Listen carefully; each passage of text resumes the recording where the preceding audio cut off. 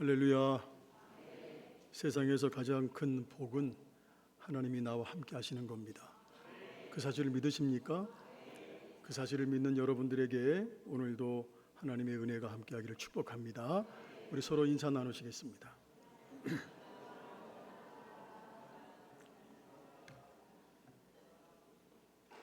기도의 부흥, 말씀의 부흥, 섬김의 부흥, 선교의 부흥, 진천과 한국과 세계를 예수마을로 만들어가는 교회. 아멘.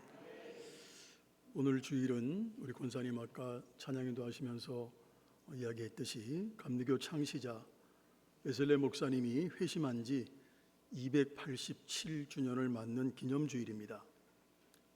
한국 감리교회는 매년마다 감리교회 창시자 존 웨슬리의 올더스게이트 회심을 기념하며 그 신앙의 영적 유산을 회복하려고 힘을 쓰고 있습니다.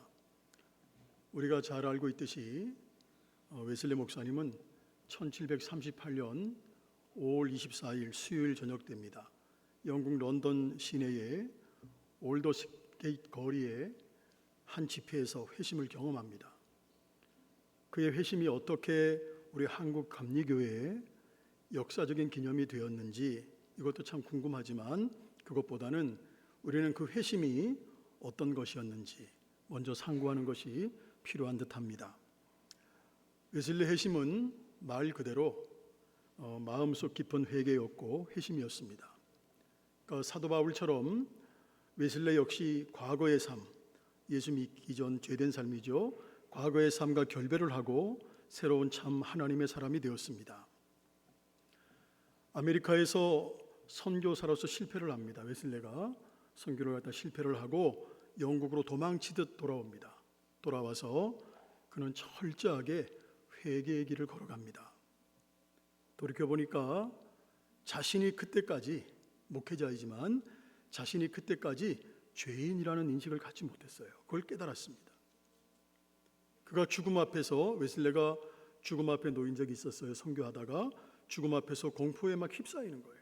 휩싸였을 때 나는 죄인이구나. 죄인이라는 의식을 버릴 수가 없었어요. 두려웠습니다.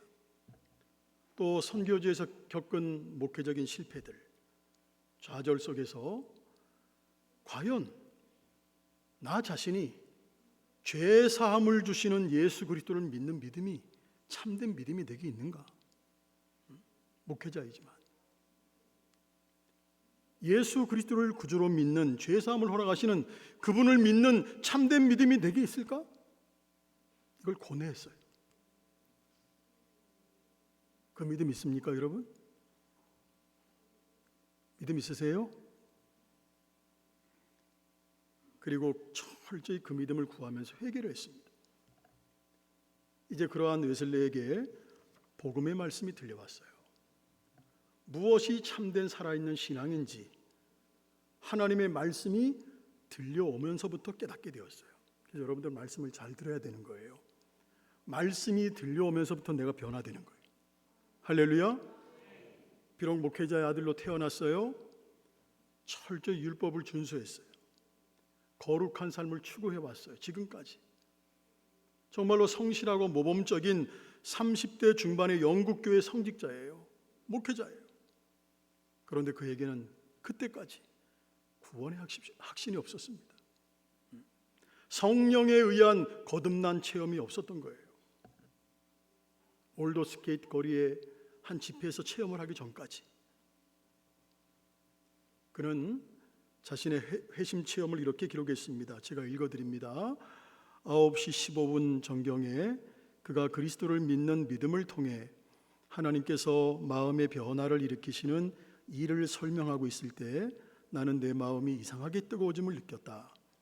나는 내가 그리스도를 신뢰하고 있다고 느꼈으며 구원을 위해 다만 그리스도만 믿고 있다는 것과 주께서 내 죄를 다 거두어 가시고 나를 죄와 사망의 법에서 건져 주셨음을 믿는 확신을 얻었다. 그러니까 웨슬레의 고백 속에 이 고백 속에서 우리는 참된 회개를 거친 후에 죄의 사함을 받은 체험, 그 체험과 오직 그리스도만 믿고 신뢰하는 한 그리스도인의 순수한 간증을 듣게 됩니다. 그 이전에 웨슬리가 가졌던 신앙이 목회자였지만 오늘 회심 체험 그 이전에 회심을 체험하기 전에 웨슬리가 가졌던 신앙이 그의 말처럼 무늬뿐인 형식적인 신앙, 이름뿐인 형식적인 그리스도인의 신앙이었다면 이제는 성령 안에서 그리스도의 생명을 은혜의 선물로 허락받은, 따라합니다, 거듭난, 어떻게 된? 거듭난 참된 그리스도인으로 승리하는 신앙이었다는 거예요. 할렐루야. 그러나 이와 같은 회심의 체험 후에 웨슬리에게 곧바로 시험이 닥쳐왔어요. 마귀의 시험이죠. 그것은 뭐냐 하면 평안은 있지만 믿음에 따르는 기쁨은 어디 있느냐는 거예요. 여러분들에게 믿음이 있습니까? 그럼 그 믿음을 통한 기쁨이 찾아와요? 믿음에 따르는 기쁨이 어디 있느냐는 거예요. 이런 시험이 왔어요. 하지만 믿음을 통한 그 기쁨은 서서히 웨슬리에게 찾아왔고, 사실 웨슬리 목사님이 일으킨 감리교 부흥운동의 가장 큰 표지가 되었습니다. 감리교회는 따라합니다, 구원의 기쁨. 여러분, 구원받은 기쁨이 있습니까? 두 번째, 구원의 감격. 구원의 감격을 날마다 누리며 살고 있습니까? 또 하나, 말씀의 충만. 할렐루야.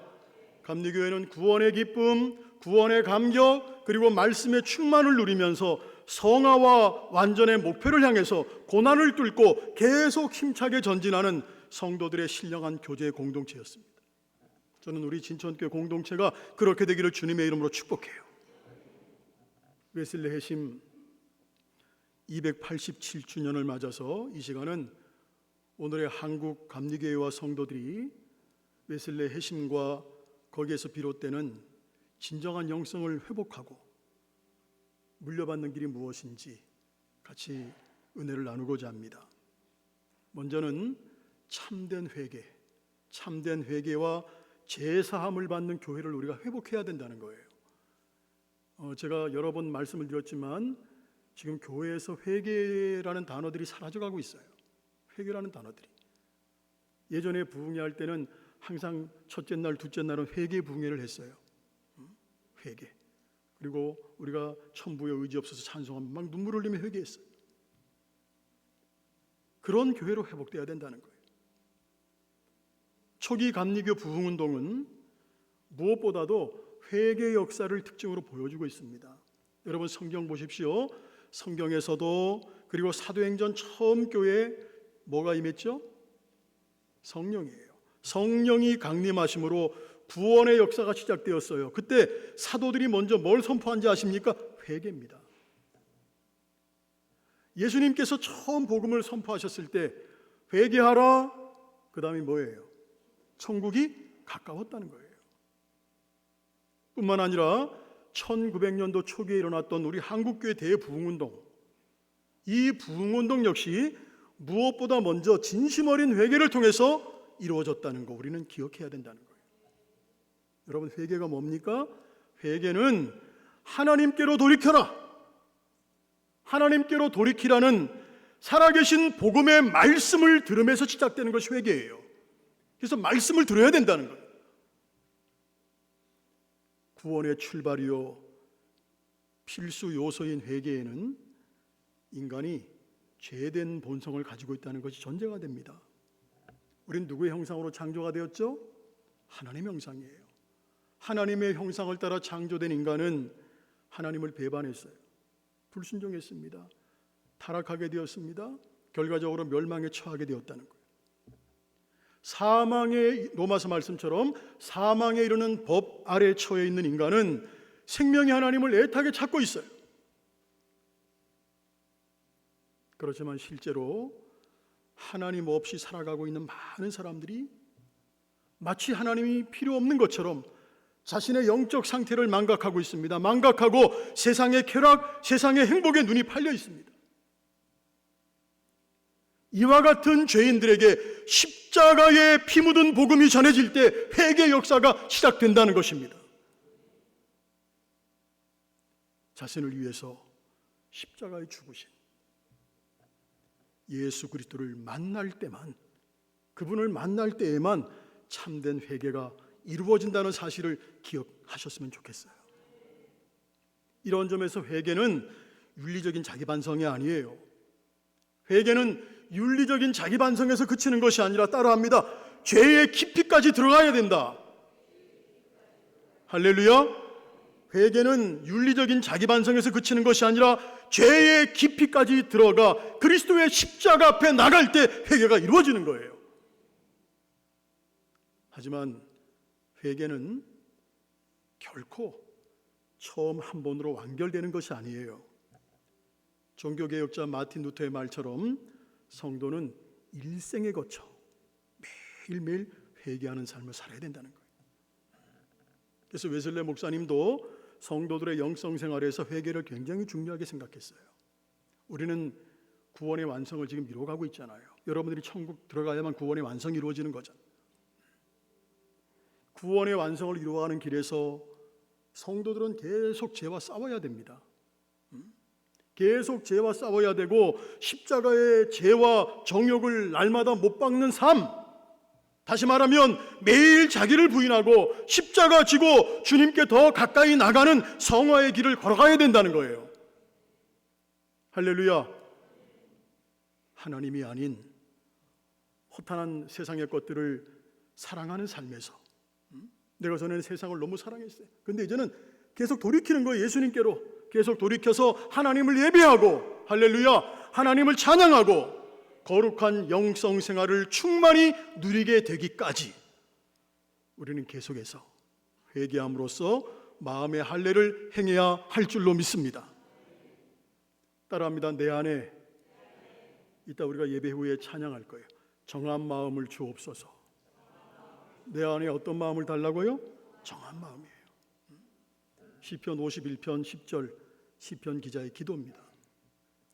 이 기도는 매일 저와 여러분들이 드려야 되는 가장 중요한 기도 중에 하나예요.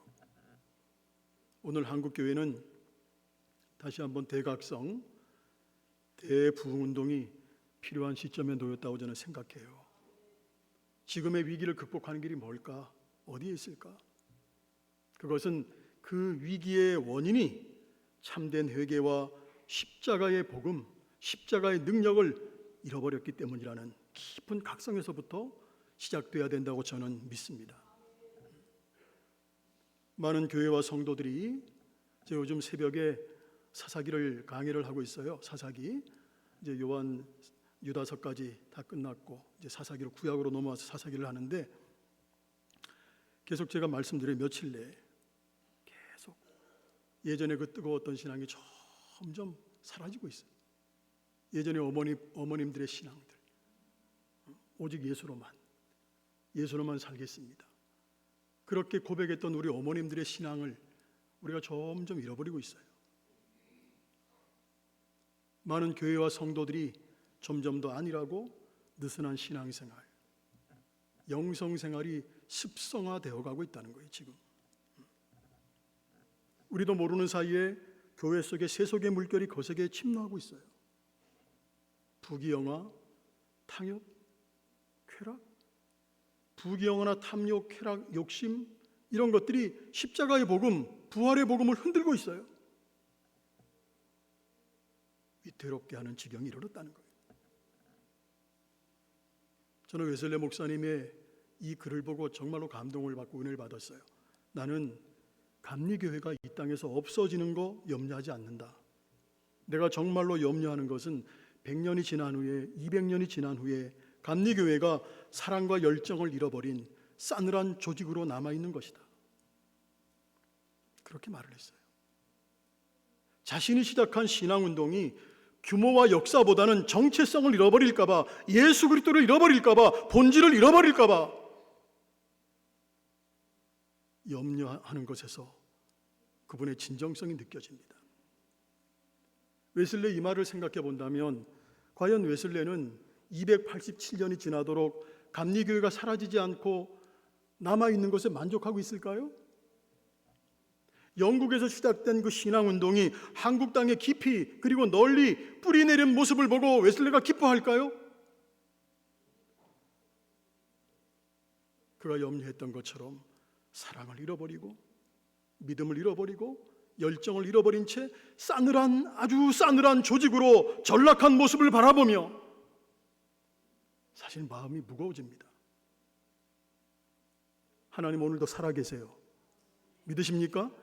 오늘도 살아계신 하나님은 우리가 생명의 원천이신 하나님 대신 이러한 거짓된 우상을 숭배하는 대로 자꾸 기울어져가는 모습을 보시고, 그리고 사랑과 열정을 잃어버린 싸늘한 조직체로 남아있는 모습을 보시고 안타깝게 오늘도 우리에게 말씀하고 있다는 겁니다. 나에게 돌아오라, 회개하라, 애통하며 십자가를 다시 붙들라, 처음 사랑을 회복하라, 주를 위한 고난을 기꺼이 받아들이라, 섬김과 희생의 영성을 회복하라. 할렐루야. 그 음성 들었으면 좋겠습니다. 그리고 진정한 영성을 회복하고 물려받는 길은 참된 회개와 성화를 통한 치유와 회복입니다. 웨슬레는 회심 체험을 통해서 죄사함과 구원의 확신을 경험했지만 그는 그때까지 자신이 추구해온 거룩한 삶의 길을 포기한 것이 아니라 계속해서 걸어오고 있었어요. 오히려 그에게는 회심 체험을 통해서 성화의 목표가 더 분명하고 확고하게 설정되었습니다. 오늘 한국교회 성도들에게 절실히 필요한 영성은 진실로 성화의 영성이라고 저는 생각해요. 믿음이 좋다? 많은 사역을 한다? 그런 말 많이 하잖아요. 우리가 참 믿음 좋아요. 장로님, 권사님 믿음 좋아요. 사역 많이 하시네요. 그런 말 많이 하잖아요. 하지만 하나님께서 결국 우리에게 원하시는 뜻은 그분의 거룩하신 성품에 참여해서 우리도 거룩한 마음과 뜻을 품고 거룩한 삶을 사는 거예요. 할렐루야. 감리교의 영성은 바로 이러한 거룩한 마음과 생활을 추구하는 데 있는 겁니다. 내가 예수님 닮아가는 삶이죠. 그래서 이런 과정 속에서 죄는 점점 감소가 되고 하나님과 이웃을 향한 사랑이 점점 증가하는 거예요. 그리고 마침내 하나님의 사랑과 이웃 사랑이 충만하게 될 때 그리스도인의 완전 성화에 도달할 수 있다. 웨슬레 목사님은 가르쳐주고 있어요. 감리교회들이 추구하는 성화는 하나님 형상의 회복, 갱신이라고 할 수 있습니다. 이 회복의 과정은 따라합니다. 치유와 소생. 이 회복의 과정을 통해서 치유와 소생이 일어난다는 거죠. 여러분, 구약의 예언자들은 이스라엘 백성들이 우상 숭배했어요. 많은 죄악으로 그들이 영적으로 병들어 있었어요. 영적으로 병들어서 죽어가고 있다고 많은 선지자들이 선포했습니다. 그 상처, 영적인 병에 대한 상처들이 심함에도 불구하고 이스라엘 백성들이 깨닫지 못하고 있다는 거예요. 그게 문제죠. 무감각한 거. 내가 지금 영적으로 죽어가고 있는데 모르는 거예요.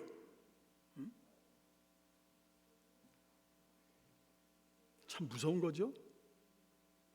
이러한 이스라엘 백성들에게 치유함을 간구하는 메시지를 이렇게 전했어요. 예레미야 17장 14절입니다. 여호와여, 주는 나의 찬송이시오니 나를 고치소서. 그리하시면 내가 낫겠나이다. 나를 구원하소서. 그리하시면 내가 구원을 얻으리이다. 그것은 하나님이 원하시는 바고 이스라엘이 구원받는 길이에요. 또 우리 7절 8절 같이 한번 읽어볼게요. 7절 8절 시작. 그러나 무릇 여호와를 의지하며 여호와를 의뢰하는 그 사람은 복을 받을 것이라. 그는 물가에 심어진 나무가 그 뿌리를 강변에 뻗치고 더위가 올지라도 두려워하지 아니하며 그 잎이 청청하며 가무는 해에도 걱정이 없고 결실이 그치지 아니함 같으리라. 이렇게 예언을 했어요. 이게 곧 성화의 약속이에요. 자, 회개하여 주님께로 돌이켜서 주님만 의지하는 자에게는 치유와 회복과 소생의 복을 약속하고 있다는 거예요. 이제 이 약속은 메시아이신 누구? 예수 그리스도께서 오셔서 십자가와 부활로 말미암아서 영원한 생명을 주심으로 성취가 되었습니다. 웨슬레 목사님은 신구약 성경 전체의 대주제가 성화라고 확신했어요. 하나님께서 인간을 구원하시고 치유하시고 회복하셔서 그의 형상을 새롭게 하시는 성화, 이 성화가 성경 전체에 흐르고 관통하는 가장 중요한 구원의 메시지라는 겁니다.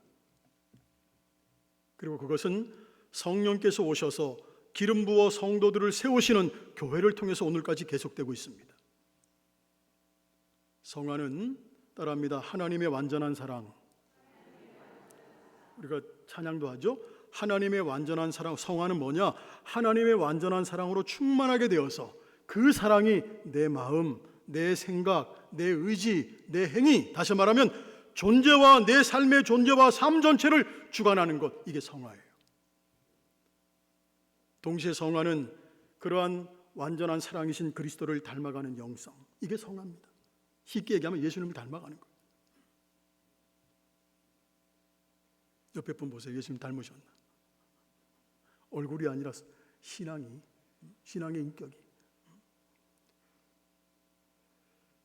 한국 교회에게 오늘날 가장 중요한 것 중에 하나는 그리스도를 믿는 믿음에서 시작을 해서 예수 그리스도를 닮고 그의 형상으로 변화가 되고 주님과 연합하는 영성으로 나가는 겁니다. 웨슬레 목사님에 의하면 성화는 그리스도 안에 있는 마음과 일치하고 그분이 걸어가신 길을 쫓아 연합하는 거예요. 아주 쉽게 얘기하면 예수 그리스도와 같이 순결하고 그리스도와 같이 거룩하게 변화되는 것. 할렐루야. 사도 바울의 말씀처럼 성도는 교회의 머리이신 그리스도의 장성한 분량에까지 자라가야 됩니다. 반드시 거듭난 성도는 은혜 안에서 성장해서 그리스도의 완전한 형상에까지 자라가는 성화와 성숙의 단계적인 변화를 겪어야 됩니다.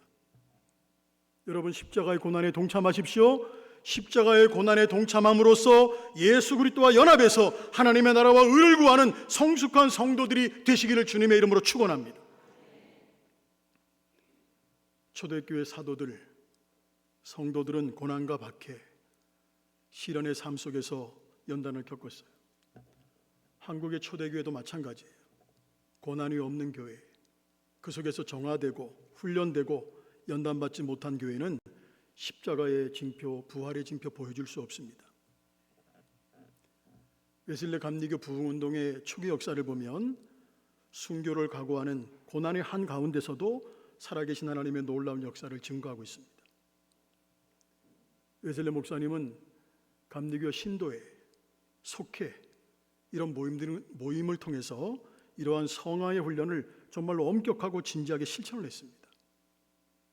오늘 한국 감리교회는 위대한 웨슬리 영성의 유산을 이어받아서 거듭나고 새로워져야 할 줄로 믿습니다. 웨슬리 목사님의 설교 중에서 정말로 저의 마음을 도전을 주고 제 마음을 찡하게 한 부분이 있어요. 이런 부분이에요. 여러분이 나를 바보로 여겨도 지금 말하지 않을 수 없습니다. 여러분들이 나를 바보라고 생각해도 나는 지금 말할 수 없다는 거예요.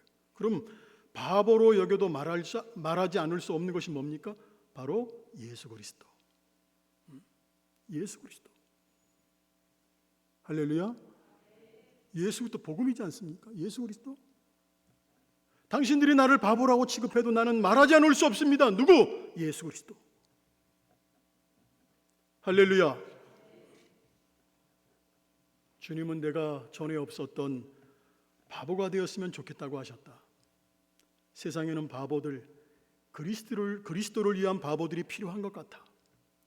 지구상을 변화시켜 온 사람들은 그런 바보들이기 때문이다. 프란체스코가 얘기한 거예요. 캐서린 드 휴엑 도터라는 분이 말한 겁니다. 개혁과 갱신을 갈망하는 현실 속에서 부패와 타락과 부정함 대신에 거룩함과 정결함과 빛남을 회복하려면 먼저 성령의 치유하심을 갈망하고 간절히 부르짖고 전심으로 기도하는 역사가 우리 가운데 일어나야 될 줄로 믿습니다. 마음을 찢고 하나님 앞에 나가서 생명의 주님, 능력의 주님, 그 하나님을 구하고 찾을 때 우리 교회뿐 아니라 한국 교회에 다시 성령의 바람이 불어오고 희망이 싹트게 될 줄로 믿습니다. 웨슬레는 죽기 전날 밤이에요. 침상에서 이런 말을 했어요. 가장 좋은 것은 하나님이 우리와 함께 계십니다. 할렐루야. 가장 좋은 것이 뭐라고요? 근데 요새 금값 비싼데 금이에요? 가장 좋은 것은 하나님이 우리와, 구체적으로 얘기하면 나와 함께 계시는 것이다. 이런 말을 남겼어요. 세상이 나를 바보라고 해도 다만 하나님께 붙들려서 그 길을 걸어간 웨슬리, 우리가 그의 걸음을 따를 때 우리의 믿음은 물론 이 땅의 교회가 사랑과 복음의 열정을 회복할 수 있을 줄로 믿습니다. 할렐루야. 기도하겠습니다.